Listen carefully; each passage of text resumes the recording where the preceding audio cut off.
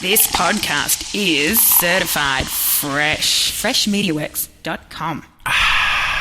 Welcome to the Montgomery ISD Athletics Show, where each week we share conversations about everything that makes MISD athletics so great. Montgomery ISD, in partnership with families and community, will graduate all students with the knowledge, skills, and leadership necessary to thrive as productive and responsible citizens. Athletics play a vital role in student success, promoting physical and mental well-being while developing essential life skills like teamwork, leadership, and resilience that benefit students far beyond high school. The Montgomery ISD Coaches Show is fueled by EAG Automotive, East Texas's MVP since 1977. With 8 locations and a winning lineup of new and pre-owned rides, they bring the heat with hometown hustle and high-performance service. EAG Automotive, where East Texas drives to win. With 60,000 fiber route miles across 20 states, we deliver reliable solutions. We prioritize customer service to build better relationships and a better Texas. Consolidated Communications. Let's build a better network.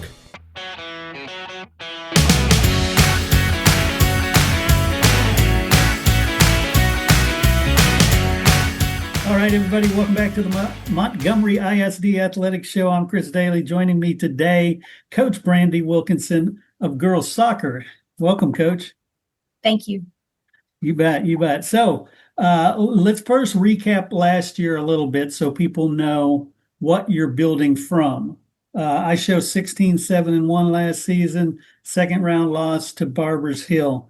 How would you summarize last season? Was that a good season, a great season, a horrible season in your estimation? Last season was a really good season. Yeah. The girls were really successful. We fought through some adversity through season, and we were still able to secure the third place spot for playoffs, which was a really good fight.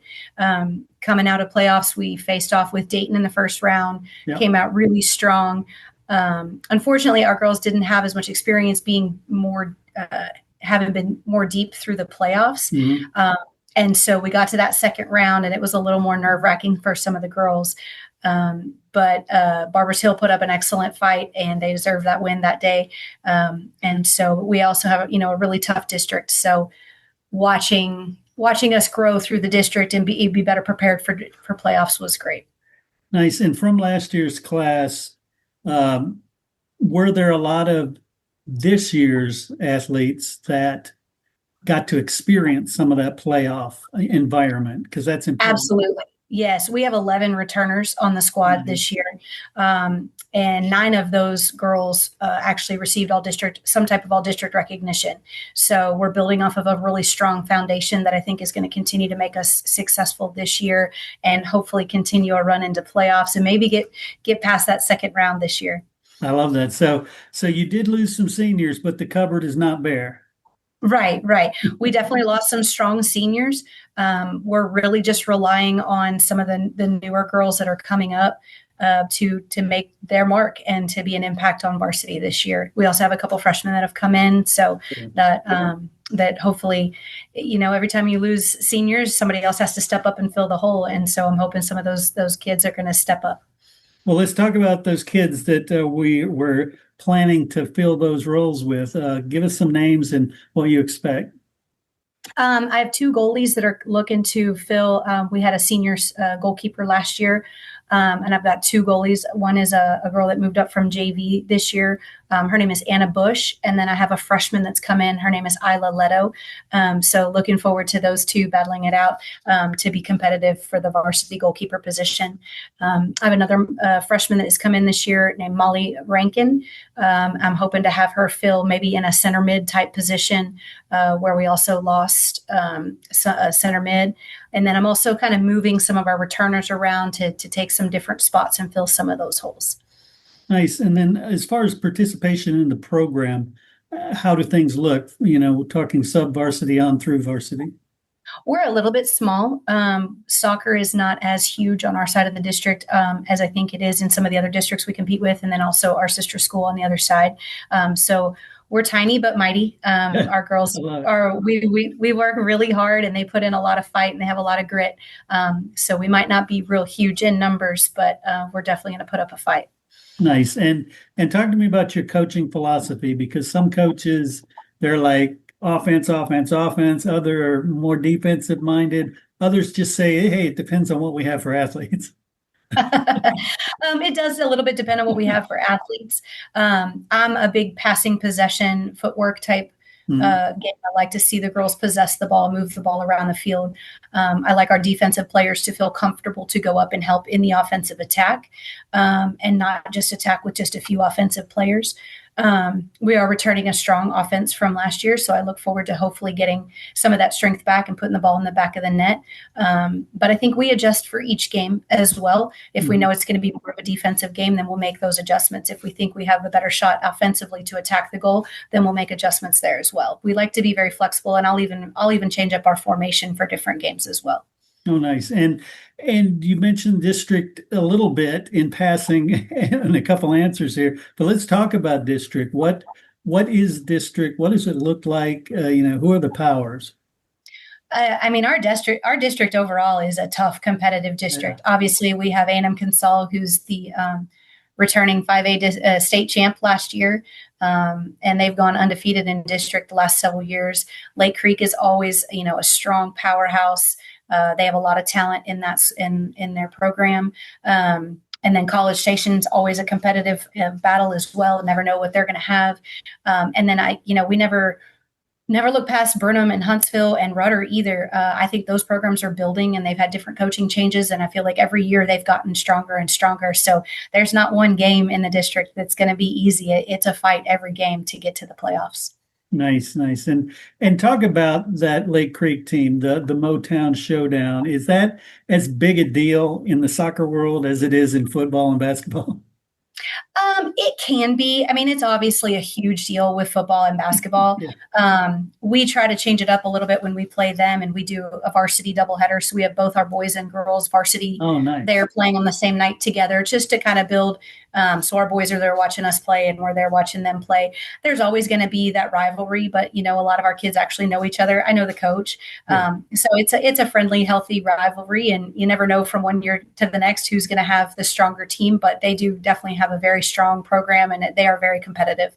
And so it's they've definitely grown, and she's done a great job with that program over there. Excellent. And what about scheduling? I've talked with many coaches, many sports for many years, and some say, hey, I need to get my girls tested hard and early, and so they're ready come playoff time. Others say, yeah, I want them to experience victory. So they have that. So what's your philosophy when it comes to scheduling? I would say a little bit of both. We usually generally go to the same 3 tournaments every year, and they're always pretty competitive. Mm-hmm. I do like to get a few victories in there, but I also don't want them to be easy. I want them to be victories they have to work for. But with as difficult as our district is, the battle test is going to come there as well. So it's preseason for me is just about getting our groove, getting our shape, figuring out our puzzle pieces and where everything all fits together. And if we get the wins and losses along the way, then we just grow from each one of those in order to build into district. But again, our district is so competitive, it's going to make us ready and battle tested as going into playoffs as well. Definitely.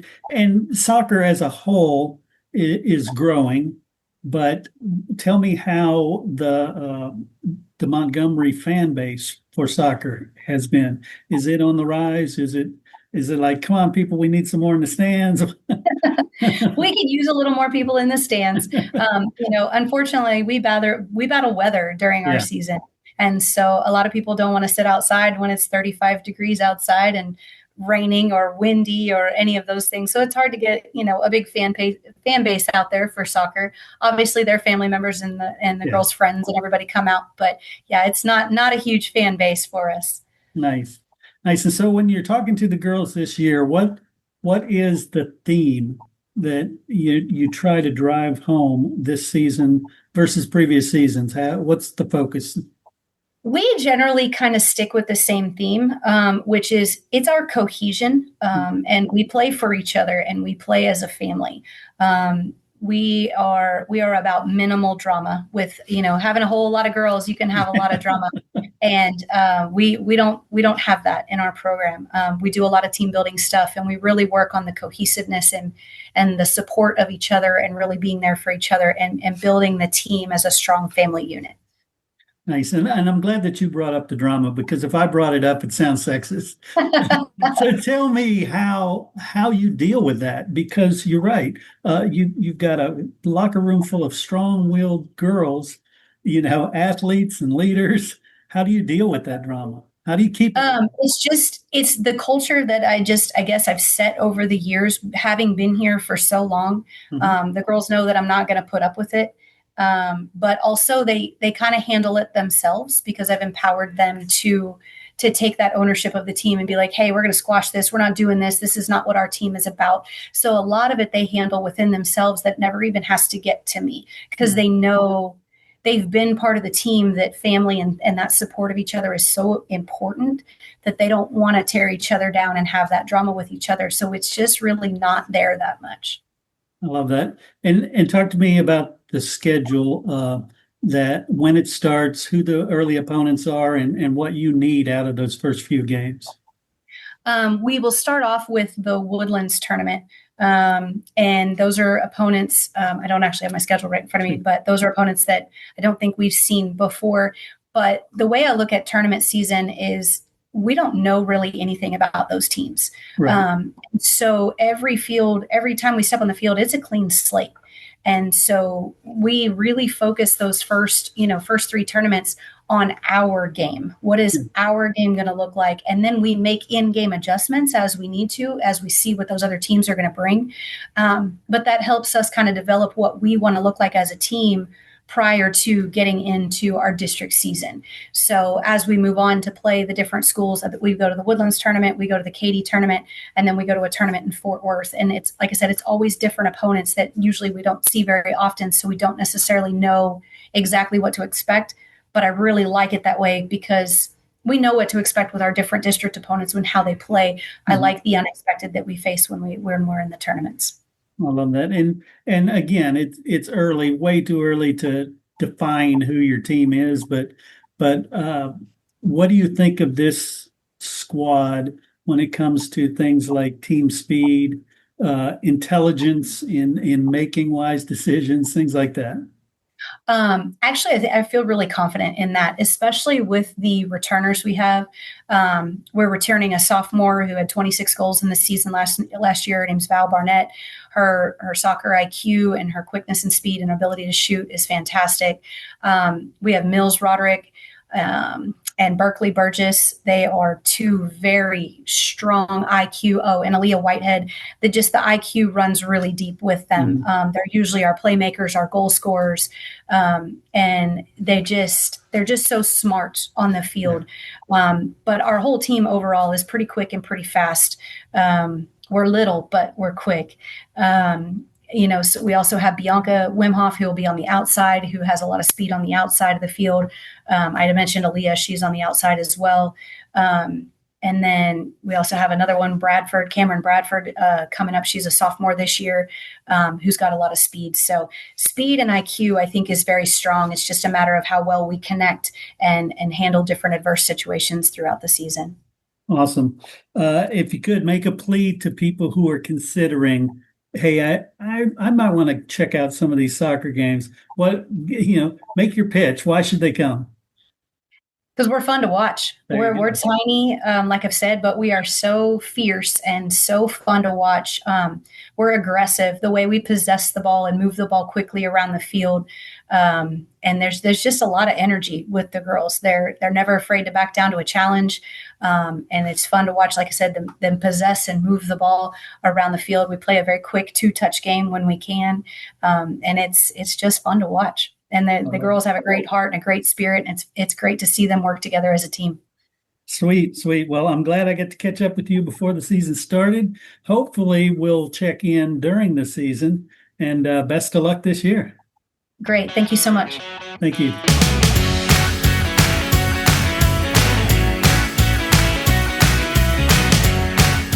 At the Woodlands Behavioral Health and Wellness Center, they want kids to thrive, not just in school, but in sports and in life. Pressures like anxiety, ADHD, or even the stress of competition and injuries can hold them back. That's why their team offers specialized care, including sports psychology, to help kids manage performance pressure, bounce back from setbacks, and build confidence on and off the field. They provide complimentary consultations, so call today. Call 281-528-4226 or visit addwoodlands.com because every student deserves the chance to thrive.